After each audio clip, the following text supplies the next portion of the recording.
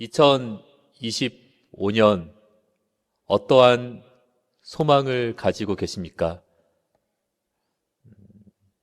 여러 가지 소망들이 있겠죠. 제가 이 소망이라는 단어 사전적 정의를 알아보니까 이렇게 나와 있더라고요.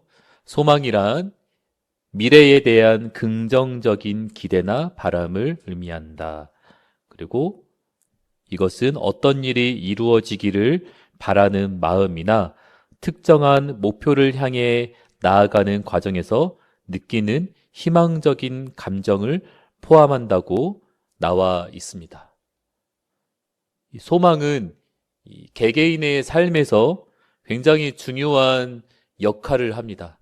나침반 같은 역할을 하기도 하고요. 동기부여가 내가 움직일 수 있는, 내가 나아갈 수 있는 그러한 동기부여가 되기도 합니다. 그리고 또 소망이라는 것은 어려운 상황에서도 이 힘과 용기를 주는 그러한 요소로도 그렇게 사용되어지고 있다라는 것입니다. 소망이라는 단어는 또 여러 카테고리로 나누어질 수가 있습니다. 뭐 미래에 대한 소망도 될 수가 있고요. 그리고 또 정서적인 소망도 있고요. 또 방금 말했듯이 동기부여에서도 소망을 찾아볼 수가 있고, 그리고 또 우리가 신앙적인 그러한 차원에서 소망을 찾아볼 수도 있습니다. 미래 지향성에 대한 소망은 어떤 것이 있을까요? 아직 일어나지 않은 일이지만 가까운 길 내에, 가까운 이 시일 내에 뭐 여러 가지 소망들이 있겠죠. 각자 자신이 원하는 결과나 상황이 이루어지기를 바랍니다. 그리고 이러한 기대가 내일을 살아갈 수 있게 하고 또 뭐 다음 주, 그리고 때로는 올 한 해를 내가 나아갈 수 있게 하는 그러한 방향성을 제공하기도 한다라는 것입니다. 또 때로는 이 소망이라는 것은 정서적 안정을 주기도 합니다. 힘든 상황 속에서도 소망이 있으면은 그 상황을 견뎌내고 극복할 수 있는 힘을 얻게 된다라는 것입니다. 정말 힘들었던 상황들 아마 한 분 한 분에게 다 있을 것입니다. 그것이 작년이 되었을 수도 있고, 또 때로는 수년 전 혹은 수십 년 전에도 내가 정말 힘들었었던 그때를 아마 모든 사람들 각자 떠올릴 때가 있을 것입니다. 며칠 전 장례식장을 급하게 다녀왔습니다. 제가 사역했었던 교회 목회자께서 연락을 해주셨습니다. 그 전에 사역했었던 교회에서 정말 충성을 다하시고 어떤 성도님들보다 가장 헌신하시고, 그리고 주의 종을 잘 섬기고, 그리고 360일 새벽 기도로 나오시고, 그 교회와 그리고 또 지역 사회에서도 열심으로 섬겼던 분이 있었습니다. 근데 이분에게 두 아들이 있었었는데 첫째 아들이 저와 같은 나이였습니다. 그러다 보니 간혹 만날 때 이런 나이에 대한 공감대를 하면서 어떻게든 어렸을 적은 신앙생활을 또 잘했지만은 뭐 대학교를 가고 직장 생활을 하면서 좀 오랜 시간 동안 교회의 발길을 들여놓지 못한 그러한 큰 아들이었습니다. 근데 수년 전에 그분이 이제 위암이라는 판정을 받고 이제 또 치료하는 과정 가운데 전이가 되어서 도저히 직장에 출근할 수 없을 만큼 극심한 고통으로 인하여서 병원을 가보니 전이가 되었다라는 그러한 판정을 받고 젊은 나이에 호스피스 그곳에 병동에 입원을 해서 2주 동안 그렇게 호스피스에서 생활을 하다가 하나님의 부르심을 받게 되었습니다. 누구보다도 신앙생활을 열심히 하셨던 죽음을 맞이한 그 아들의 죽음을 마주한 그 성도님의 이야기를 잠시 들었습니다. 정말 젊은 40대 초중반 나이에 아이들도 어리고 자녀들도 어리고 또 직장 생활도 잘 잡아갔었던 그러한 나이에 암이라는 그러한 벽을 마주하고 또 호스피스까지 가게 되는 아들의 모습을 보면서 하나님을 참 많이 원망했다라는 말을 들었습니다.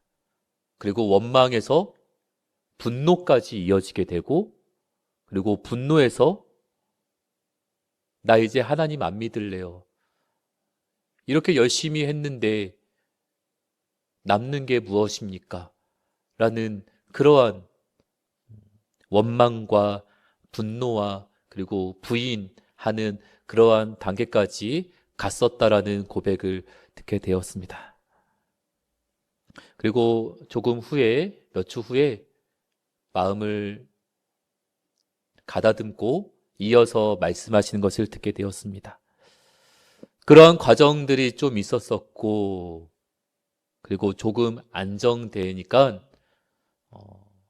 그 전까지는 생각해 보지 못했었던 또 하나의 소망을 가지게 되었다라는 고백을 듣게 되었습니다. 이제 그 죽음을 맞이한 아들, 그러니까 며느리 되죠. 이 죽음을 맞이한 그 고인의 아내는 신앙생활을 하지 않았었습니다. 처음부터. 그러다 보니 이제 믿지 않는 아내와 결혼을 하다 보니 본의 아니게 이 신앙생활을 이어가는 것이 쉽지 않았었나 봅니다. 이 고인의 어머니가 우리 아들의 죽음을 통하여서 며느리와 그리고 두 손자에게 예수 그리스도에 대한 소망, 그리고 천국에 대한 소망을 가졌으면 좋겠다라는 생각을 하게 되었다라는 말을 듣게 되었습니다. 우리 아들의 죽음이 결코 안타까운 죽음으로 끝나는 것이 아니라 고귀한 희생으로 되어서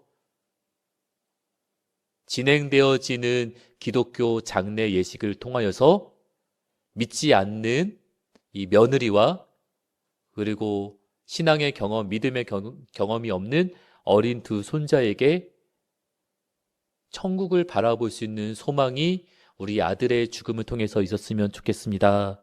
라는 고백을 듣게 되었습니다. 이렇듯이 소망이라는 것은 때로는 마음을 차분하게 하기도 하고, 그리고 우리 믿는 자들에게는 이 마음을 차분하게 하는 것으로 끝나는 것이 아니라, 마음의 차분함이 소망이 아니라 예수 그리스도를 바라보는, 땅의 것을 바라보는 것이 아니라 하늘을 바라보며 소망을 간직하고 소망의 능력을 발휘하게 되는 것, 이것이 바로 신앙의 소망이라고 말할 수가 있습니다. 그리고 이것이 어떠한 잘 될 것이다라는 어떠한 긍정적인 느낌과 긍정적인 큰 그림으로 끝나는 것이 아니라 이 신앙적으로 가지는 소망이 바로 영원한 생명과 구원의 약속으로 연결된다라는 것입니다. 이 소망이라는 것은 결국 인간이 살아가는 데 있어서 참 중요한 부분, 상당수 중요한 부분을 차지하고 있습니다. 삶의 의미와 목적을 찾는 데도 도움을 주고요. 그리고 어려운 시기를 극복하는 데도 필요한 힘이 된다라는 것입니다. 힘든 현실 속에서 믿는 사람마저도 사실 희망을 잃고 절망에 빠질 때가 있을 것입니다. 성경은 우리에게 소망을 잃지 말라고 말하고 있습니다. 오늘 에베소서 4장 4절부터 6절까지 말씀에서는 바울이 에베소 교회에게 보내는 편지의 일부분인데, 이 에베소 교회의 하나됨, 일치, 교회의 일치, 교회의 하나됨과 그리고 성도들의 소망에 대해서 강조하고 있습니다. 이 4절과 6절 말씀을 통해서 이 소망의 본질과 그리고 그 소망이 우리에게 주는 의미를 깊이 이해하기를 소망합니다. 오늘 말씀을 통해서 우리는 어떻게 하면 소망을 잃지 않고 소망을 간직하며 살아갈 수 있는지 말씀에서 정답을 찾아 나가는 시간이 되길 소망합니다. 첫 번째는 하나님의 부르심에 합당한 삶이라는 것입니다. 누가 나를 불렀는지, 누가 나를 지었는지. 종, 노예는 주인이 원하시는 대로만 해야 합니다. 어떠한 창의적인 거나 어떠한 무언가 새로운 것을 함부로 했다가 주인의 마음에 들지 아니하면 모든 것이 물거품이 되고 모든 것이 오히려 더 플러스가 아니라 마이너스가 될 수도 있다는 것입니다. 우리가 누구에게 부르심을 받았는지 생각해야 된다는 것입니다. 바로 하나님께 부르심을 받은 하나님의 자녀라는 것입니다. 에베소서 4장 4절에 보시니 이와 같이 너희가 부르심의 한 소망 안에서 부르심을 받았느니라 라고 나와 있습니다. 부르심의 한 소망 안에서 부르심을, 우리를 부른 분이 오직 한 분이라는 것을 말씀하고 있다는 것입니다. 그 한 분의 부르심에 합당하게 살아갈 때 우리는 진정한 소망을 누릴 수가 있습니다. 여러분, 보도블럭이나 어떠한 벽돌 같은 거 있습니다. 벽돌이 다 똑같습니다. 모양이 다 똑같습니다. 근데 건물에 자세히 보시면은 무조건 이 일자로 다 지어진 것이 아니라 때로는 지그재그, 벽돌을 지그재그 하면서 그러면서 높이를 쌓아가고 있는 건물들을 많이 볼 것입니다. 물론 지금의 현대식 건물은 그런 벽돌이 아니라 뭐 하나로 되어 있는 것일 수가 있지만은 예전 건물, 우리가 섬기는 교회 건물도 그러한 벽돌이 지그재그로 하면서 모양을 서로 맞춰가면서 세워진 건물이기도 합니다. 그 벽돌들은 다 각자 자신이 가고 싶은 대로, 자신이 세워지고 싶은 대로 세워진 것이 아니라 건물이라는 것을 짓기 위한 커다란 큰 그림을, 그 큰 그림에 맞춰서 벽돌이 세워졌다라는 것입니다. 건물을 만들기 위해서. 에베소 교회 성도들도 어떠한 자신만의 교회, 자신만의 공동체 그런 것이 아니라 하나님의 부르심에 합당한 삶을 살기 위하여 집중했다라는 것입니다. 오늘 우리들은 누구의 부르심에 집중하며 살아가고 계시는지요? 또 두 번째는 겸손과 온유와 오래 참음입니다. 에베소서 4장 2절에 보시면은 모든 겸손과 온유로 하고 오래 참음으로 무엇 가운데서? 사랑 가운데서 서로 용납하라고 에베소서 4장 2절에 나와 있습니다. 안에서 새는 바가지 어디서도 셀까요? 네, 말씀 잘하고 있습니다. 다들 경험이 풍부하신 것 같습니다. 전력이 있지 않을까 의심이 됩니다. 다 누구에게나 해당되는 것이죠. 그죠? 우리가 이 교회에서 신앙생활을 하든 또 일터에서 직장생활을 하든 또 가정에서 가정생활을 하든 각자 다른 모습으로 그렇게 완전히 갈라지지는 않습니다. 대부분의 사람의 품성은 동일하기 때문에 거기서 크게 벗어나지는 않습니다. 그래서 사실 뭐 아주 가끔 변수는 있긴 하지만은 대부분 뭐 사회에서 인정받는 분들은 대부분 가정에서나 또 다른 곳에서도 인정받으며 또 좋은 영향력을 끼치곤 합니다. 바울은 이 에베소 교회 성도들이 이렇게 겸손하고 온유하고 오래 참음으로 말미암아 사랑 가운데 서로를 용납함으로 말미암아 다른 교회들의 롤모델이 되었으면 하는 바람이 있었다라는 것입니다. 바울의 그 바램은 딱 하나. 교회가 교회되는 것. 그리고 그 부르심 하나님의 소망대로 살아가는 것. 이것이 바울의 바램이었다라는 것입니다.